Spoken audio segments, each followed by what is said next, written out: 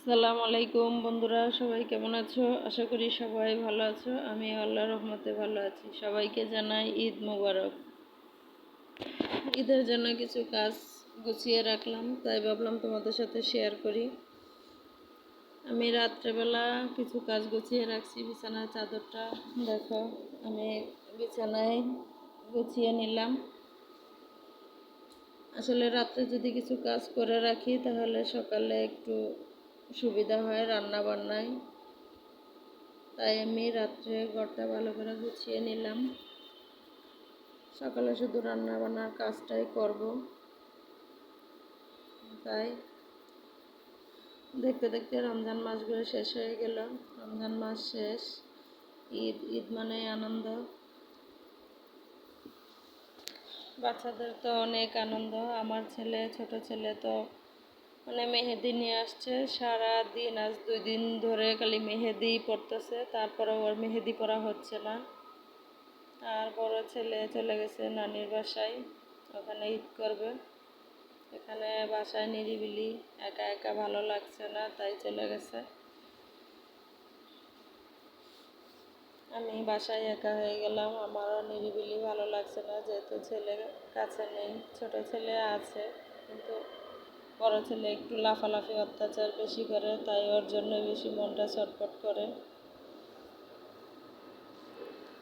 দেখো, আমি এদিকে বিছানার চাদরটা গুছিয়ে নিলাম।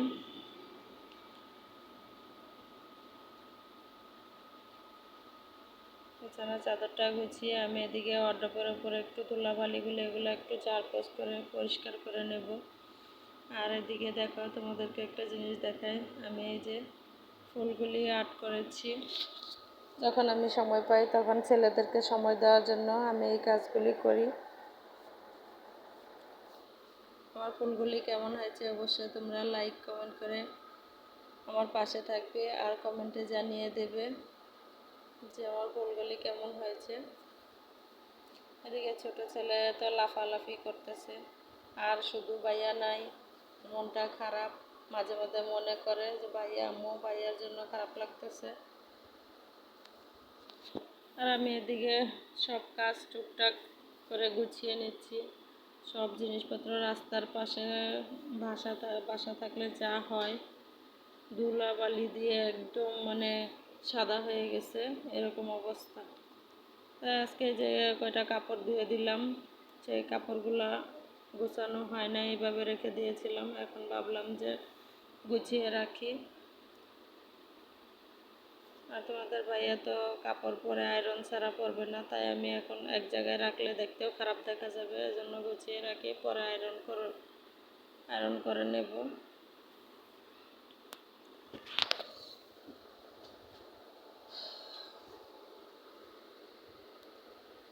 সব কাজগুলি গুছিয়ে নিলে মানে নিজের কাছেও একটু ভালো লাগবে। ঘর দরজা পরিষ্কার থাকলে সবার কাছে সবারই মন মেজাজ ভালো থাকে, মনটাও ভালো লাগে। তাই ভাবলাম যে কিছু কাজ গুছিয়ে রাখি। এভাবে করে আমি সব কটা কাপড় গুছিয়ে নিলাম, গুছিয়ে ওয়ার্ড্রোবে গুছিয়ে নিলাম। সামনে এলোমেলো থাকলে দেখতে খারাপ দেখা যায়, তাই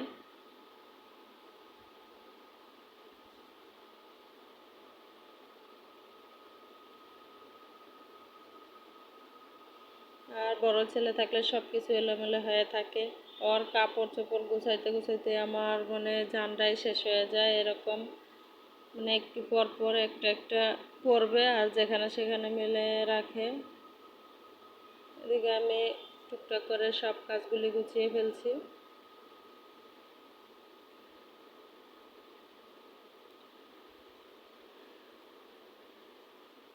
আগামীকাল ঈদ, ঈদের দিন আসবে, কিছু মেহমানও আসবে, তাই ভাবলাম যে আগে থেকে কিছু কাজকাম গুছিয়ে রাখলে একটু কষ্টটাও কম হবে।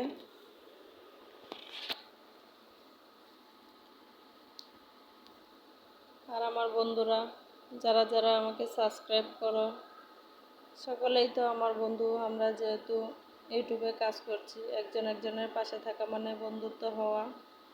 সকলকে জানাই ঈদ মোবারক আর ঈদের দাওয়াত সকলকেই।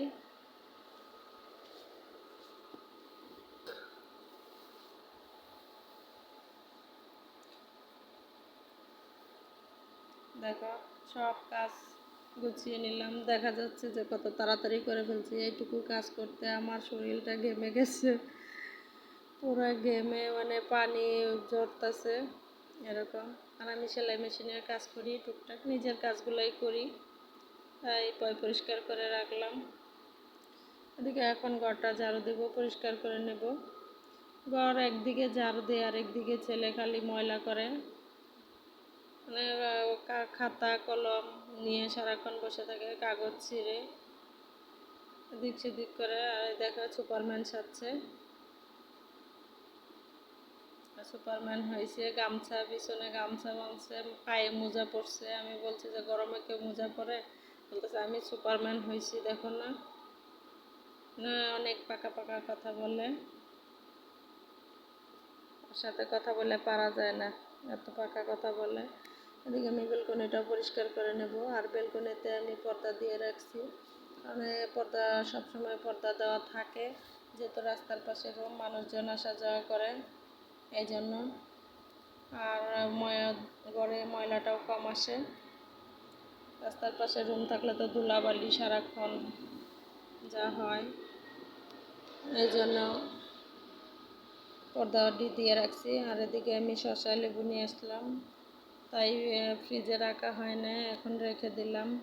ফ্রিজে থেকে দুধ বের করে রেখেছিলাম, বাড়ি থেকে দুধ নিয়ে আসছিলাম, তাই দুধটাও রেখে দিলাম। যে এতক্ষণ ভিজানো ছিল, এখন ছেড়ে দিচ্ছে। আমি এদিকে গোছগাছ করে তারপরে সেমাই রান্না করব। ছেলে খেতে চাইছে, ভাবলাম সকালে রান্না করব, বলছে আম্মু এখন খাবো, তাই আমি রান্নার জন্য দুধটা নামিয়ে রেখেছিলাম।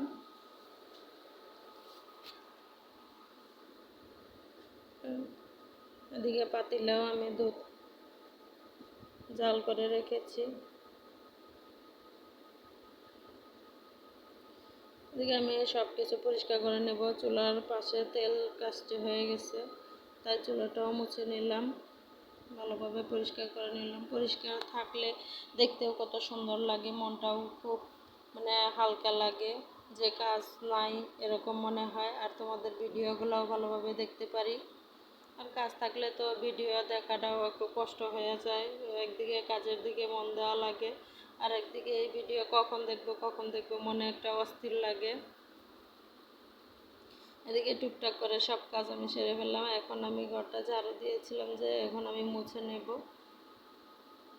ঘরটা মুছে নিলে একটু ঘরটাও পরিষ্কার থাকবে। পরিষ্কার থাকে না, যেহেতু ছেলে ছোট, ময়লা করে, তাই পরিষ্কার থাকে না। তারপরেও একটু এই ঘরটা যদি পরিষ্কার করে দিই, তাহলে বিছানাটাও একটু পরিষ্কার থাকে, কারণ ছোটো মানুষ বারবার বিছানায় ওঠে, তাই নোংরা হয়ে যায়। এই জন্য ভাবলাম যে ঘরটা মুছে দেয়। আর এদিকে আদা রসুন আমি কেটে একটু ব্লেন্ডার করে রেখেছি। আর এদিকে ছেলে মেহেদি পরবে, তাই আম্মু মেহেদি দিয়ে দেয়। আজ 2 দিন হলো মেহেদিই পড়তেছে, তারপরে ওর মেহেদি পরা হচ্ছে না।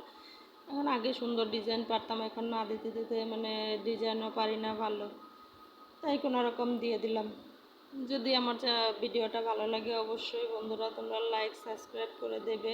আর লাইক তো দেবেই, পাশে কমেন্ট করবে আমার ভিডিওটা কেমন হয়েছে, অবশ্যই তোমরা জানাবে। আর তোমাদের সকলকে জানাই ঈদ মুবারক, ঈদ মুবারক। সকলকে ঈদের দাওয়াত রইল, সবাই আসবে ঈদের দাওয়াতে। দেখো আমার ডিজাইনটা কেমন হইলো, অবশ্যই তোমরা জানাবে। আমি সেরকম পারি না মেহেদি পরাতে, আগে পারতাম, এখন মানে দেওয়া হয় না মেলা দিন, তাই ডিজাইনটা আমি নিজেই ভুলে গেছি।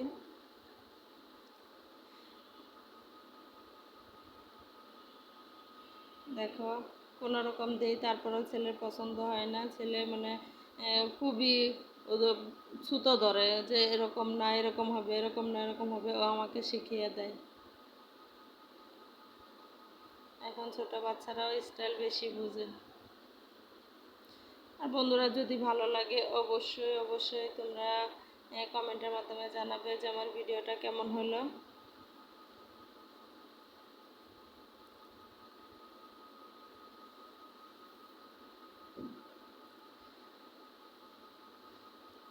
আর ভিডিওটা বেশি বড় হয়ে যাবে, এই জন্য এখানে শেষ করে দিলাম। আল্লাহ হাফেজ, সবাই ভালো থেকো। ঈদ মোবারক।